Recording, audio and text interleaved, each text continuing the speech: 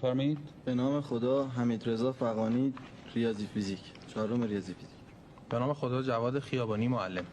5 بفرمایید. با چند بار توزین میتوان یک سیب از بین این 8 سیب که قدری سبکتره رو مشخص کرد؟ تا 25 ثانیه فرصت دارید که مشورت کنید. هر گروهی که زودتر زنگ بزنه میتونه پاسخ بده.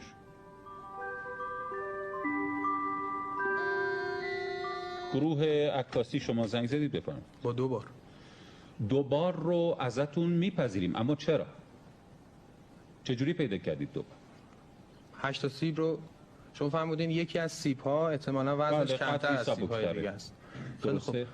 این 8 تا سیب رو 4 تاش رو توی یک کفه ترازو می‌گذاریم، 4 تاش رو توی یک کفه ترازو. این یعنی یه بار توزین کردیم. بالاخره یکی از این ترازوها یک کفش سبکتر میشه، یک کفش بالاتر.